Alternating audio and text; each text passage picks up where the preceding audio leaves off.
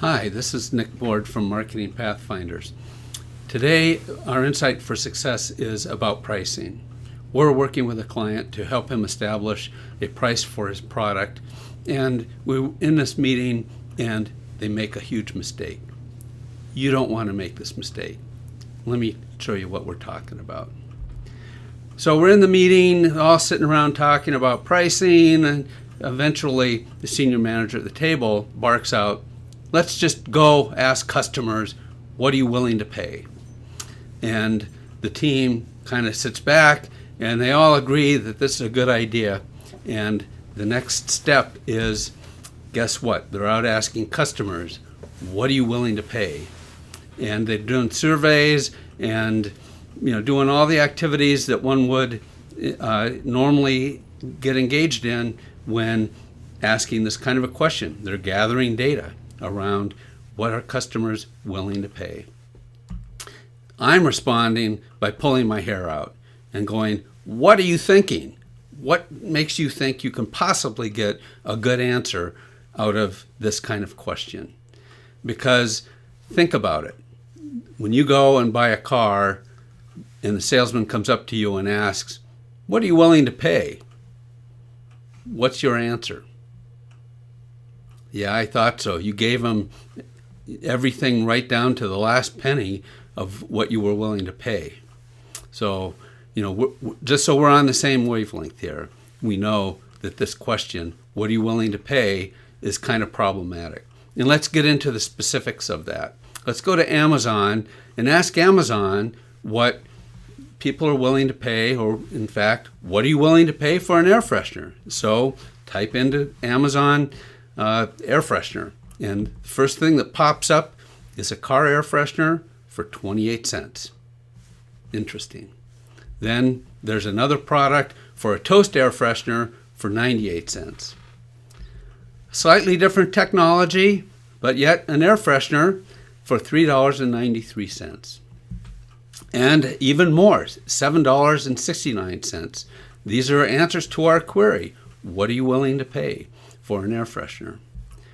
Oh, here's a real technology change. The Echo Gecko Pure H2O Mini Desktop Water-Based Air Purifier Revitalizer Air Freshener. Again, a different category, but it sells for $24.99. Wow.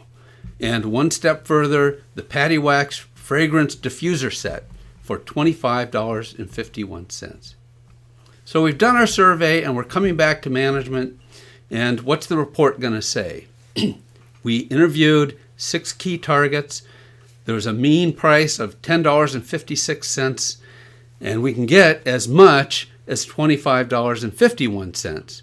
And so probably everybody's feeling pretty good about these reports and the pricing and the data that they have on hand, because you can charge, $10.56 for an air freshener. Well, guess what? I'd give this effort an F. And why is that?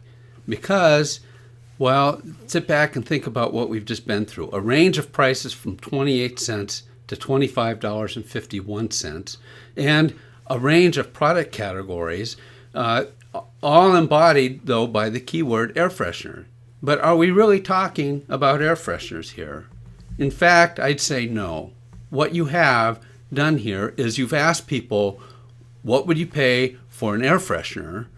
And you've gotten back what the customer perspective is about what they think an air freshener is about, or what the benefits are. So you're tapping their mindset towards the proposition, what they think an air freshener is, what they think the air freshener category is, and it's a range of things, ranging from something 28 cents up to a technology that's $25.51.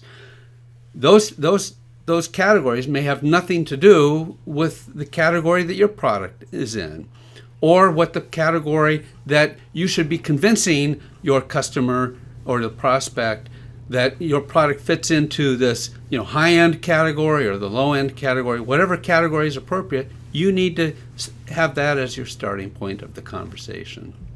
So when we go out and do something like say, what are you willing to pay for an air freshener or a camera or a computer or a car? What you're really getting back are replies about the customer frame.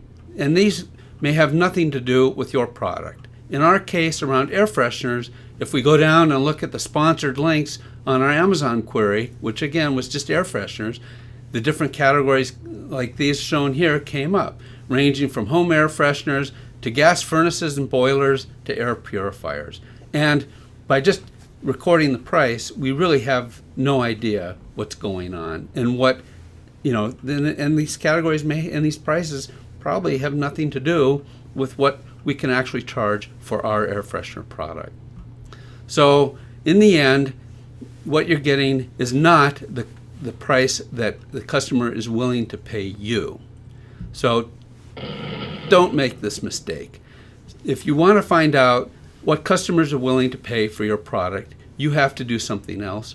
And what that something else is can be found on our website, marketingpathfinders.com. There we have other methodologies and information and videos on how to explore pricing your product.